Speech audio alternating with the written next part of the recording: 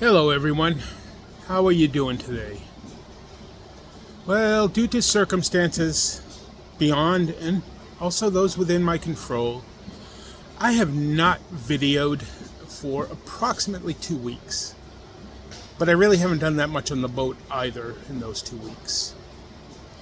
All I've really done is I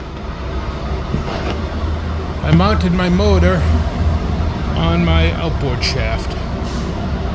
But that's really all I've done. I haven't really done anything else. Haven't really worked on much. Won't go into the long term about it, but that's the way it is. Okay, folks, a couple of things. First, the intro to episode 10 was recorded today, even though the rear transom part, which comes after this intro, was done about 2 weeks ago. Secondly, of course, like I said, due to circumstances beyond my control, I no longer have a camera to record with. I have my phone again, so some of the quality may not be there. And until I can afford to get a camera, such is life. And finally, as I have mentioned 1,000 times, I feel like this is being done on a budget. So some of the things just are not real professional looking, because I had to use what I had around and what I could, which is the case with the mounting of the engine or the motor onto the outboard. I will go into more on that soon enough, but in the video that I took today in the intro, you can probably see some really funky mounting bracket positions. Quite frankly, I don't have metal drilling bits, so I had to make do with whatever holes were already in the angle iron I used. That required 2 on one side to be a certain direction and 2 on the other side to be the other direction. But it's very, very stable, so we'll see how it goes. I might, in the future, fix all that if I can. Oh, trivia. I forgot to do a trivia today. Let's see. An easy one. I'll be back. I know, that's very easy.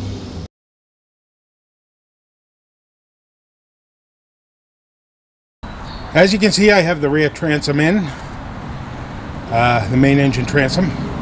So what I'm going to do next is, in this area, I'm going to build a holding unit for my gas tank and a little, lack of a better term, platform for the fuel pump. So let's get on with that. Guess what we're going to do first? Yes, you got it right, folks. We're going to vacuum.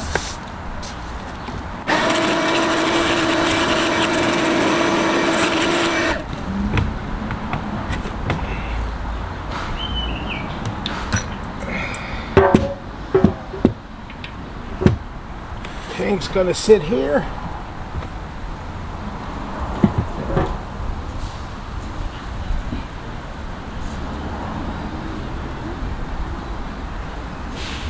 And the pump will sit right there. There we go, just a nice little place to put the tank where it's not going to slide all around. And then I'm going to put the fuel pump right here, and we should be good to go.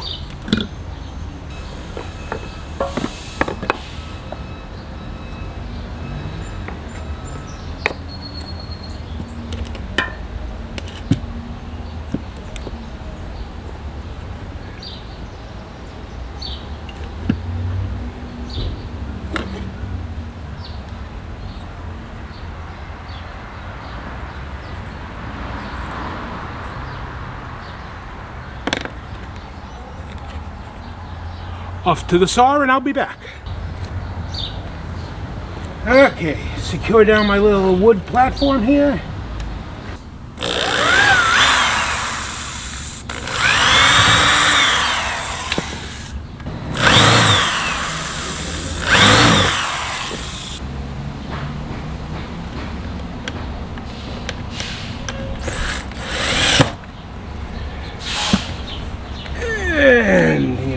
Coming now.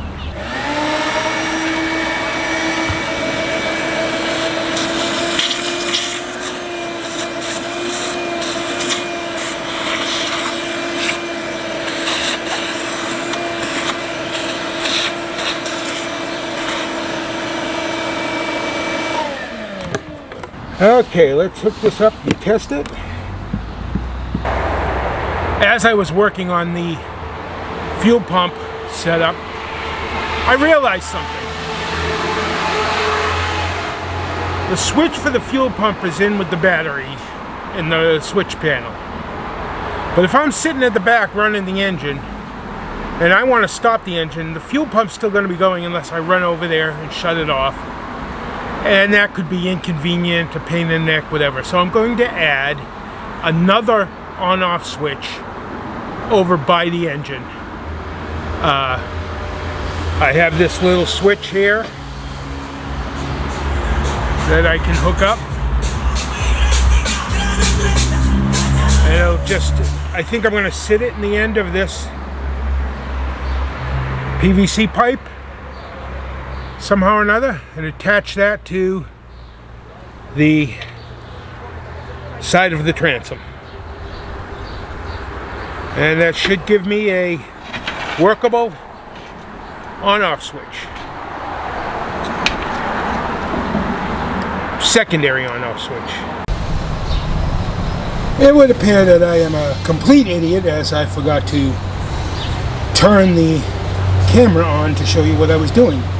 But as you can see, I have the pole for the secondary pump switch, fuel pump. I have it all tied in there. I have the fuel pump right there. I have this convoluted mess, which I have to mask off and paint black because it got all messed up. But some of the pieces didn't get covered and some did, and I have to redo it.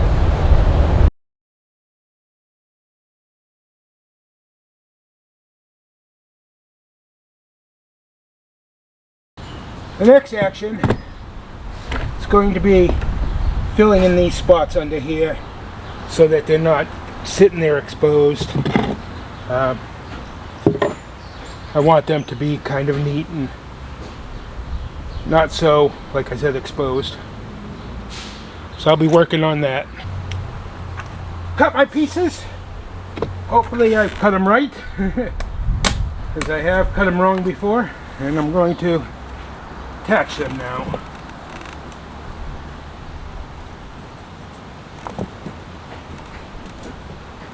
That piece goes here. This piece goes.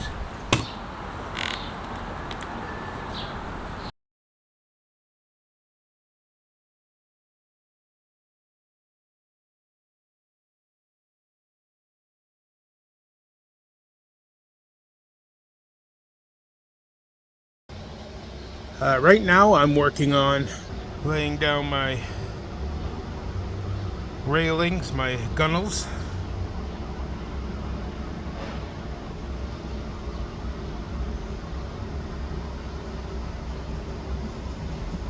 And I will see you as that moves along and let you know.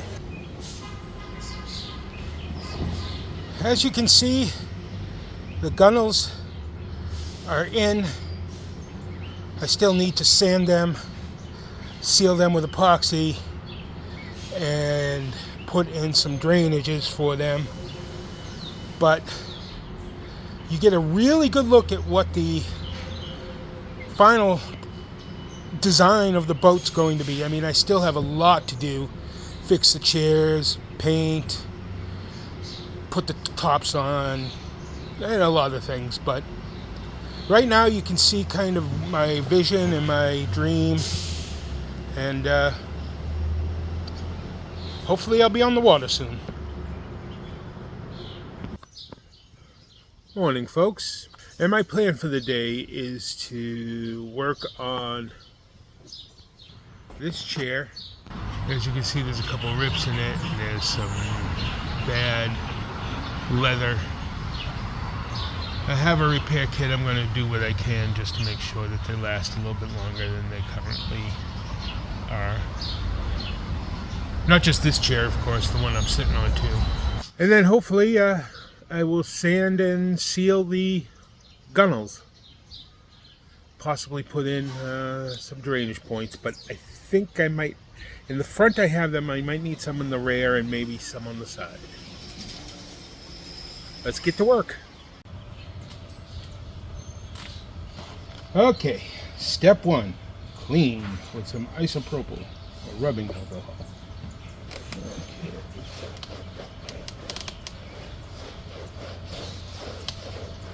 Step two is to put this backing material in any larger holes. I kind of did that first because I knew that was coming. Kind of swap steps 1 and 2. Okay, so I've got the areas I want to work on cleaned up with the alcohol. Step 2, I put backing material in. Step 3, apply the repair compound to the damaged area. Use spatula for larger and brushless surface touch-up. 6 to 12 hours for this stuff to dry. Well, let's see what I got.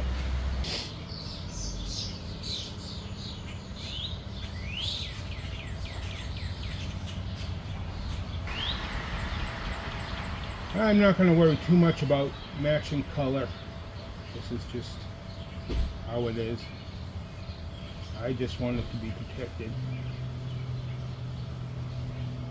I will try to make it smooth in the end, but like I said, I'm not really going to be concerned about perfection because this is a fishing boat. Who really cares? It's my fishing boat, and this is a budget build by an amateur.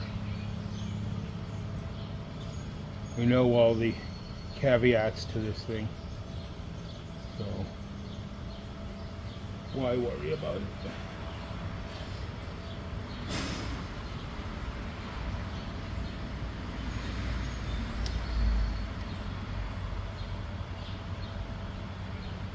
Okay, I'll go on with the rest of the areas and the other seat, and then we'll move on.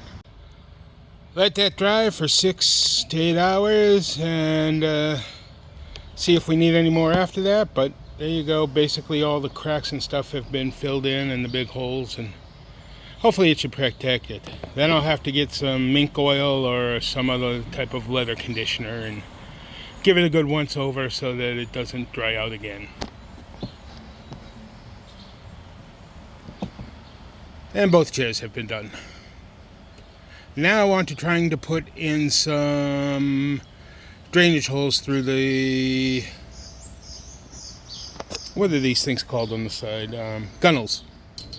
So what I'm going to do is cut a hole, an angled hole up through here to allow this to drain out any water that happens to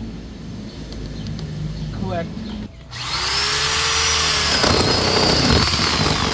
And that's what I was afraid of.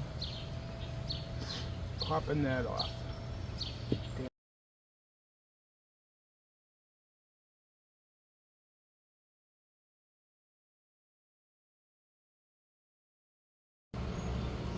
As you can see, I've got this hole drilled. Everything went okay on this side. The other side's been fixed and repaired and is. So I'm going to now take this piece of hose, glue it in here. My shoulder's probably in the way.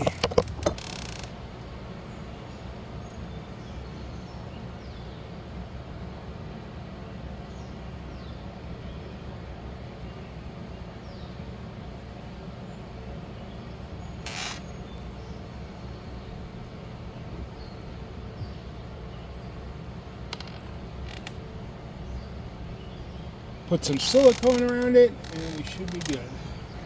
Time to go on to sand down the gunnel rails. Don't need to bore you with all that.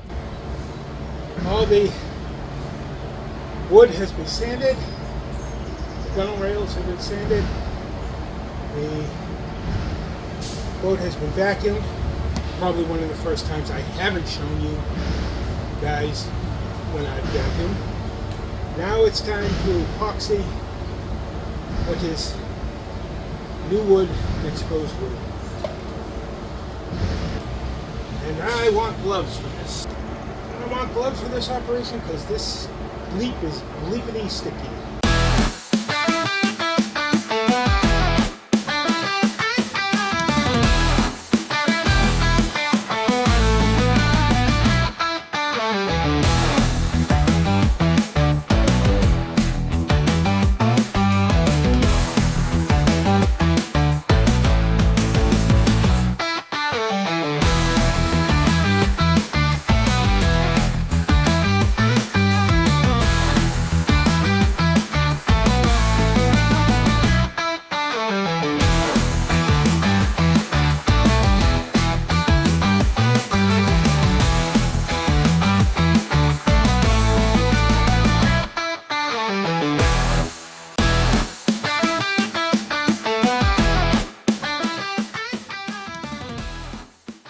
Time to do some painting, priming the deck and the newly laid wood.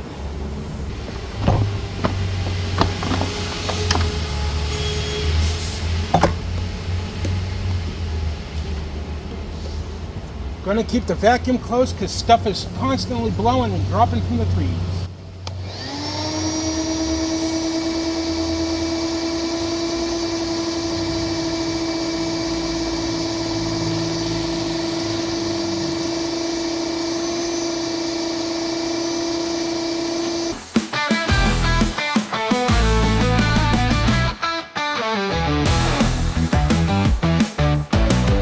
You know that phrase, as boring as watching paint dry?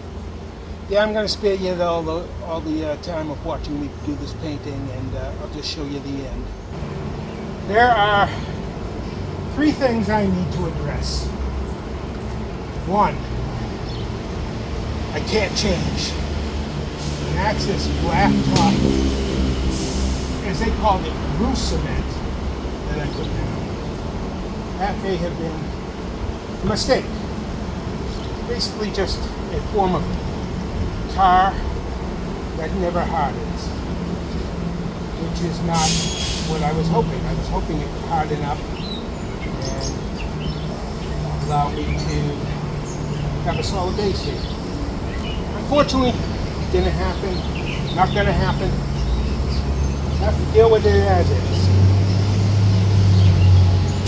Second thing. I don't really like the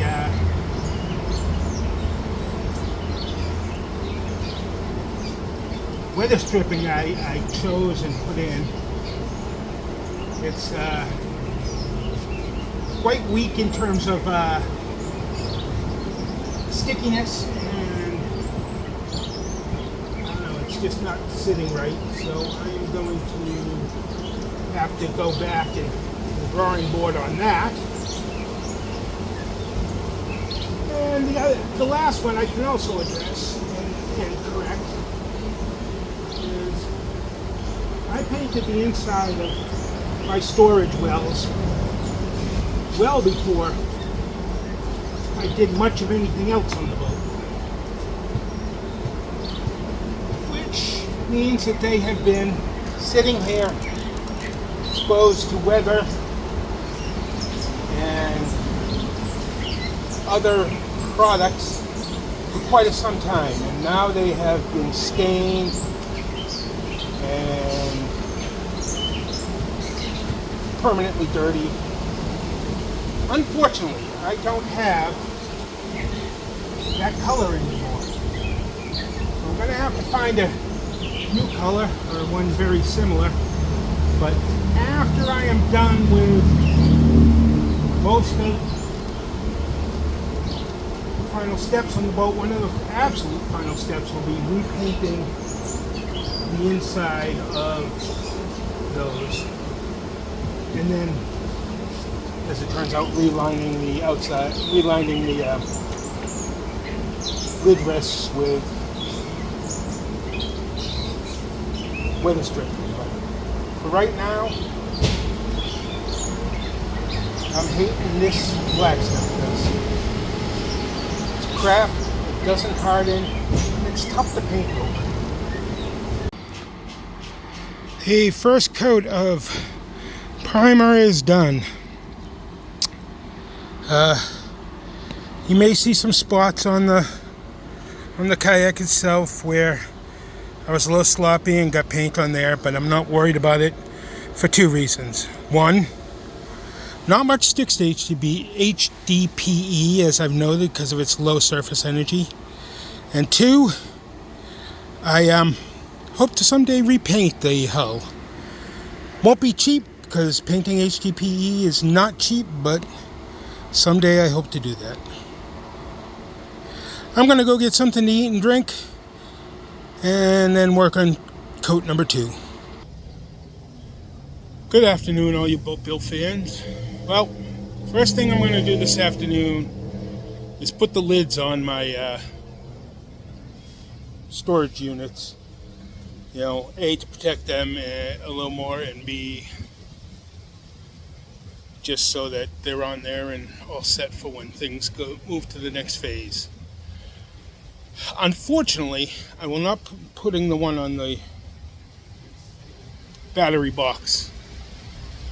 I'm going to have to cut that out and rebuild it. I don't have room to get the battery in and out easily and have all the switches in there.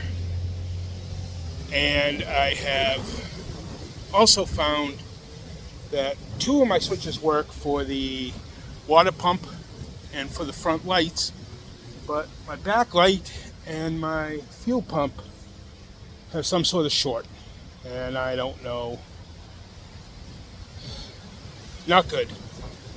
So I'm just going to rebuild and figure out how to rewire those 2, and I don't know what I'm going to do. It's not looking good. But that's a project for another day. Today I'm going to put these on and see what I can do about maybe getting onto the throttle control for the engine. What I plan to do is take one of these brake levers, possibly the cable, and attach it to the motor. This is the cable that's currently on there to control the throttle. I don't know if I'll be replacing that, or if I'll be modifying to it, or if I'll be splicing to it. I have not figured out yet because I don't have the parts off the bike. Like I said, today's mission is simple in concept, but we'll see how hard it is to execute. First thing to do is get a sip of coffee.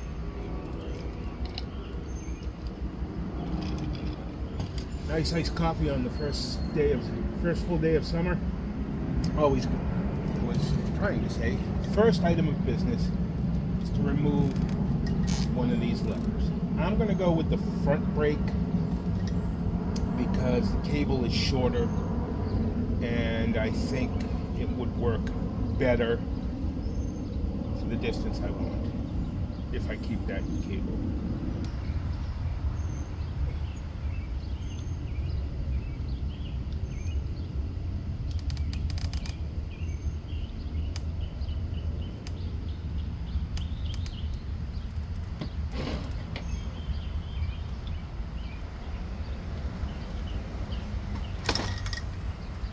Awesome!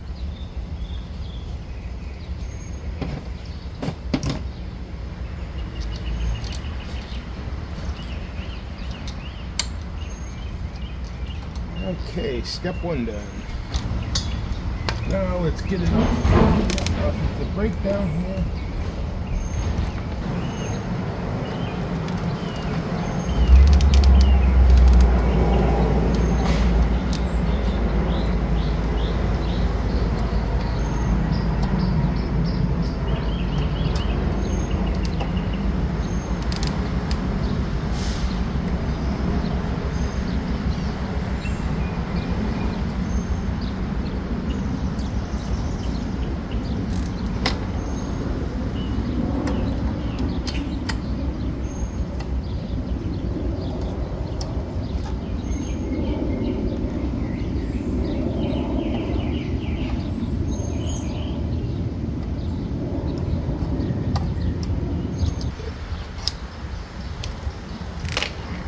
Okay.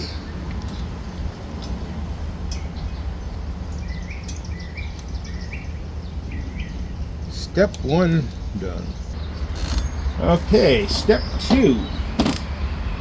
Can I attach this in some way to here? Time for another sip of coffee.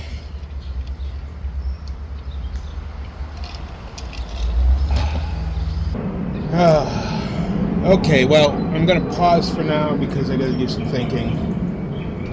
And thinking's usually quiet, and you guys don't like quiet videos. Well, I know I don't when there's just a guy sitting there.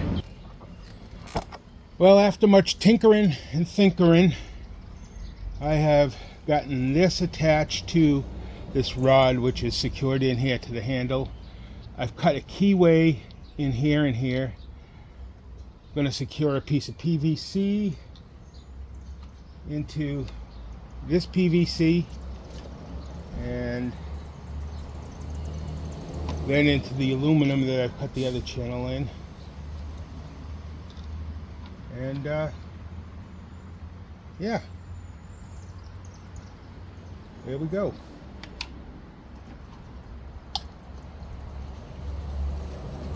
It took a bit to figure it out, but I got it and I'm happy with it.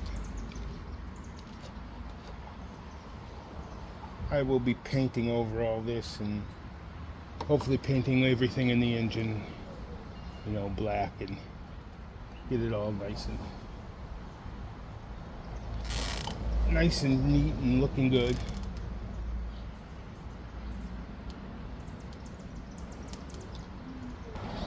Now, to lock the PVC to the aluminum, it says to use a 2-pot epoxy, which I have some old stuff here, which probably is not going to be real great, but I'll see if I can get it.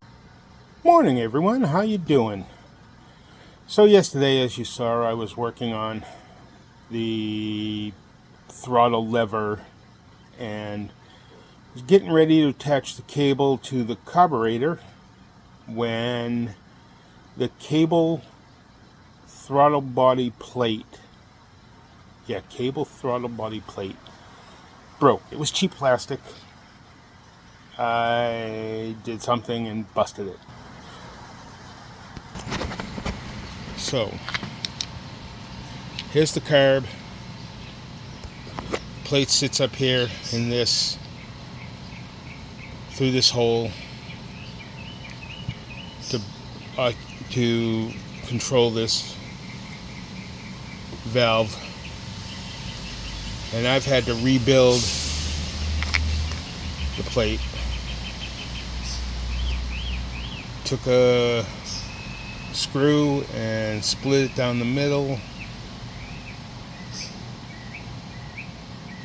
Stick that through the hole in the top to catch the plate. Now I'm going to have to permanently set it up. I think I'll use some JB weld to get this plate to stick into the slit here, and gonna finish up the plate and hopefully get everything hooked back up. I don't know though, it's you can't tell in this shot, but it's raining out.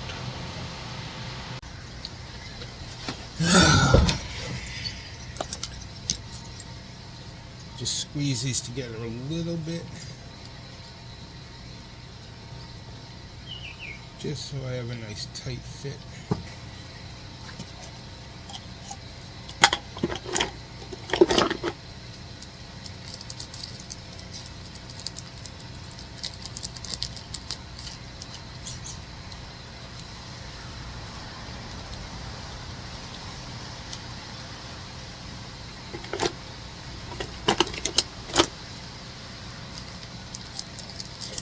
Don't need much of it right now for this.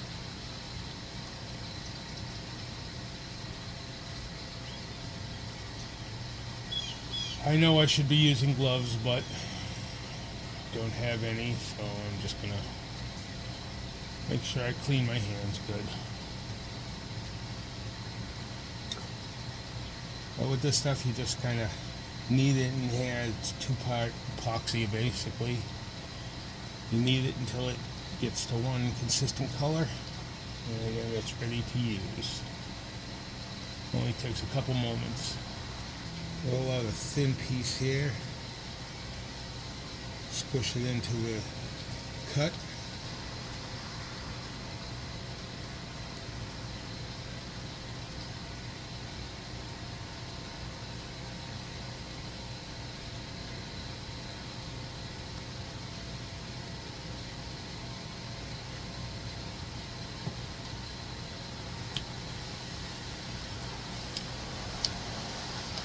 I know you can't see, but I need the light.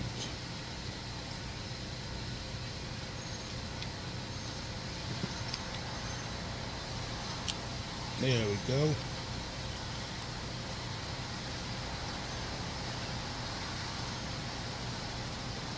Okay, let's take a little bit and start working it on the edges of the shaft. I've got the screw that's in there.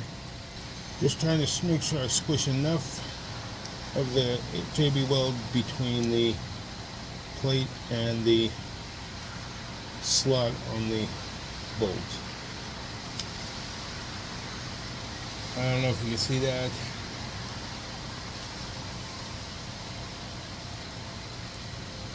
Wide open, closed. Maybe not. Yeah, like I said, putting some JB weld on here because I do not want that plate coming off in the middle of running and flying into the engine, or just coming off in general and leaving the engine running full wide open. Well, since it's raining, I don't think I'll be taking the carb down and putting it on the engine and everything. But hey everyone, I'm going to have that be the end of this episode. And remember, please like, subscribe, comment, and make all your adventures safe and fun.